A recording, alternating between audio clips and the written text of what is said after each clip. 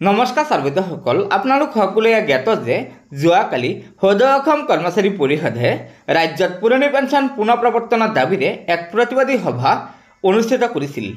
আৰু সেই প্ৰতিবাদী সভাৰ পিছত আমাৰ সদৌ অসম কৰ্মচাৰী পৰিষদৰ সভাপতি দীপেন শৰ্মা আৰু সম্পাদক প্ৰধান দিলীপ কলিতা ডাঙৰীয়াই এটা বিবৃতিৰ জৰিয়তে কয় যে প্ৰতিবাদী সভাত বিভিন্ন বক্তাই নতুন পেঞ্চন ব্যৱস্থা বাতিল কৰি পুৰণি পেঞ্চন ব্যৱস্থা পুনৰ বাহালৰ দাবী জনায়। তেওঁলোকে কয় যে কৰ্মচাৰী দৰমহা আৰু পেঞ্চন ৰাজ্য চৰকাৰৰ নিজা বিষয়। কৰ্মচাৰীসকলৰ ভৱিষ্যত সুৰক্ষিত কৰাটো চৰকাৰৰ দায়িত্ব। পেঞ্চন কৰ্মচাৰীৰ অধিকাৰ, ই অনুগ্ৰহ নহয়। পেঞ্চন বৃদ্ধাৱস্থা লাখুটি।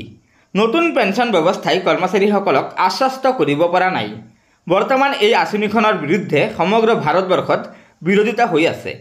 বহু ৰাজ্যই নতুন পেঞ্চন ব্যৱস্থা বাতিল কৰি পুৰণি পেঞ্চন ব্যৱস্থা পুনৰ বাহাল কৰিছে। ৰাজ্যখনৰ শ্ৰমিক, কৰ্মচাৰী, শিক্ষক, বিষয়াসকলৰ ভৱিষ্যত সুৰক্ষাৰ প্ৰতি লক্ষ্য ৰাখি অসমতো পুৰণি পেঞ্চন ব্যৱস্থা পুনৰ প্ৰৱৰ্তন কৰিব লাগে।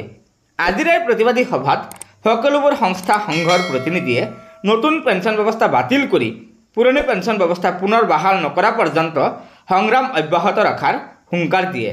গতিকে ছাৰ্বৈতসকল, এয়া নিশ্চয় আমাৰ ৰাজ্যৰ NPS কৰ্মচাৰীসকলৰ বাবে এটা অত্যন্ত গুৰুত্বপূৰ্ণ খবৰ যে আমাৰ সদৌ অসম কৰ্মচাৰী পৰিষদে জনাইছে যে যেতিয়ালৈকে আমাৰ ৰাজ্য চৰকাৰে ৰাজ্যত পুৰণি পেঞ্চন পুনৰ বাহাল নকৰে তেতিয়ালৈকে সদৌ অসম কৰ্মচাৰী পৰিষদে পুৰণি পেঞ্চন পুনৰ প্ৰৱৰ্তনৰ দাবীৰে আন্দোলন কৰি থাকিব। ছাৰ্বৈতসকল, বৰ্তমান সময়ত সমগ্ৰ ভাৰতবৰ্ষতে OPSক লৈ যেনেদৰে আন্দোলন চলি আছে, সেই আন্দোলনৰ প্ৰতি লক্ষ্য ৰাখি আমাৰ কেন্দ্ৰীয় চৰকাৰে ইতিমধ্যে NPS ৰিভিউ কমিটি গঠন কৰি দিছে। আৰু সেই কমিটিয়ে এই ডিচেম্বৰ মাহৰ ভিতৰত তেওঁলোকৰ প্ৰতিবেদন দাখিল কৰিব। আৰু সেই প্ৰতিবেদন দাখিল কৰাৰ পিছতে আমাৰ কেন্দ্ৰীয় চৰকাৰে NPSক সংশোধন কৰাৰ সিদ্ধান্ত ল'ব যে NPSটো কেনেদৰে সংশোধন কৰিলে কৰ্মচাৰীসকল উপকৃত হ'ব।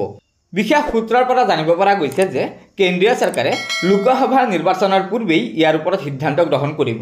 গতিকে ছাৰ্বৈতসকল, এয়া নিশ্চয় চৰকাৰী কৰ্মচাৰীসকলৰ বাবে এটা অত্যন্ত গুৰুত্বপূৰ্ণ খবৰ। আশা কৰিছোঁ আপোনালোকে আমাৰ এই ভিডিঅ'টো লাইক শ্বেয়াৰ কৰিব আৰু পৰৱৰ্তী সময়ত চৰকাৰী কৰ্মচাৰীসকলৰ বিভিন্ন খবৰসমূহ পোনপ্ৰথমে পাবলৈ অনুগ্ৰহ কৰি আমাৰ এই চেনেলটো ছাবস্ক্ৰাইব কৰি ল'ব।